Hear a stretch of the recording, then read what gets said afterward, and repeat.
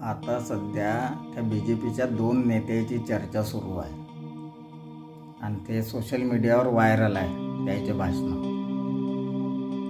एक आहे कोणता अशोक यादव आणि तो दुसरा आहे गिरिराज.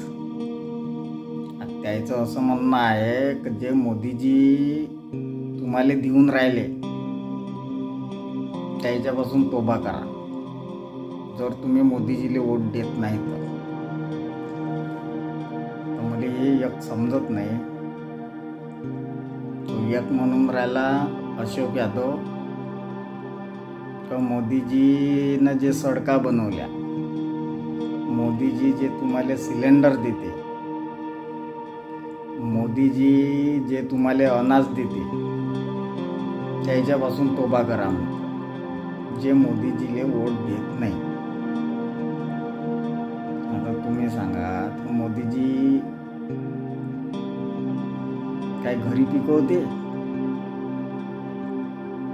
मोदीजीच्या घरी पैशाचा छापका नाही. मोदीजीचे काय पुऱ्या देशामध्ये वावर पिकून राहिले? जे मोदीजी आपल्याला देते ते काय स्वतःच्या पैशाने देते? मोदीजीच्या इथं भंडारा आहे, जे आपल्या पुऱ्या जे मोदीजीले वोट देत नाही त्याला बी देऊन राहिले मोदीजी, आणि जे देते त्याला देऊन राहिले मोदीजी. तर मोदीजी आपल्या घरी पिकवते आणि मग आपल्याला देते, असं त्या अशोक यादवचं म्हणणं आहे. आणि त्याच्यापेक्षा, त्या अशोक यादवपेक्षा तो एक भारी आहे गिरिराज. गिरिराजचं असं म्हणणं आहे मोदीजी तुम्हाला बाबा 5 किलो अनाज देते, तुम्हाला सिलेंडर देते, तुम्हाला घरं बनवून देते, तरी तुम्ही मोदीजीले वोट देत नाही. तर जो मोदीजीले वोट देत नाही तो बाबा नमक हराम आहे, तो या देशाचा गद्दार आहे, असं त्याचं म्हणणं आहे. आता तुम्ही मला सांगा, 70 वर्ष काँग्रेसची सत्ता राहिली, तेव्हा इथं हे असतील का नसतील? तुम्ही सांगा. काही 2014 तर इथं जन्मले नाही, याच्या पहिले असतील, याचे पुरखे बी असतील. त्यानं बी तर अनाज खाल्लं असून काँग्रेसचं, सत्ता तर काँग्रेसची होती. तेव्हा हे गद्दार नाही होते. जे आता मोदीजीले वोट नाही देऊन राहिले ते गद्दार आहे. आणि हे तेव्हाही देशभक्त होते ना, आताही देशभक्त आहे. अगर हे काँग्रेसच्या राज्यात काँग्रेसचं यायनं काही खाल्लं नसतं, हे तर फुटाणेवाली मेले असते, फुटाण्यासारखे टपाटप टपाकले असते.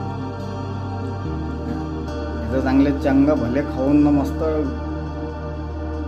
मस्त दिसून राहिले, आपल्यासारखे थोडी दिसते ते. हा ना, याच्या चेहऱ्यावरच्या तेजाबा, याचे टकले बा कसे चमकते खाऊ खाऊ.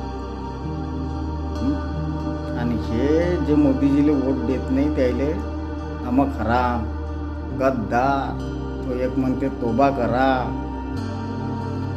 सांग, मोदीजीले जो वोट देत नाही तो गद्दार आहे म्हणते आणि तो नमक हराम आहे म्हणते.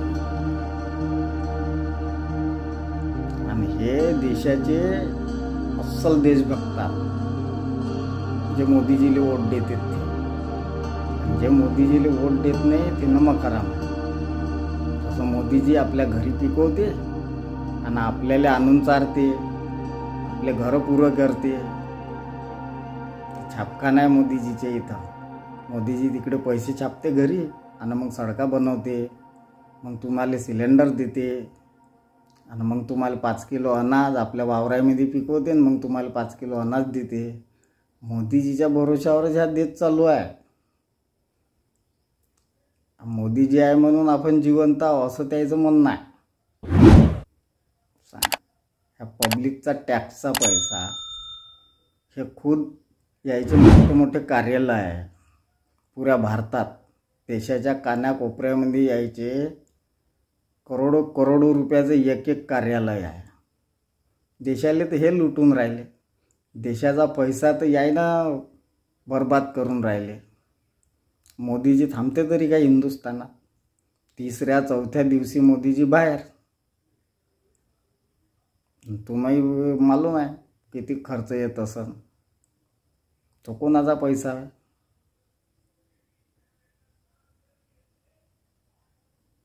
हा यायचे मोठे मोठे कार्यालय, यायच्या पोरापोरीचे लग्न पाहिजे तुम्ही BJPच्या नेत्याचे 500 कोटी रुपये लावते एका लग्नाले. आणि हे आपल्या देशातल्या नागरिकायले म्हणून राहिले की तुम्ही गद्दार आहे, तुम्ही नमक हराम आहे, तुम्ही मोदीजीनं बोलवलेल्या सडकीवर चाला नको, तोबा करा, सिलेंडर घ्या नको, तोबा करा, 5 किलो अनाज घ्या नको, तोबा करा.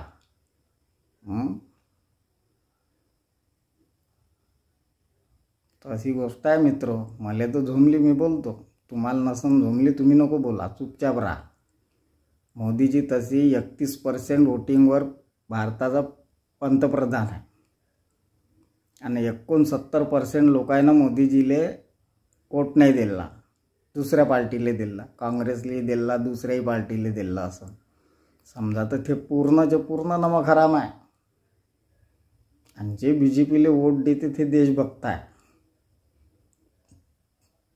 पहा करा तुम्ही विचार.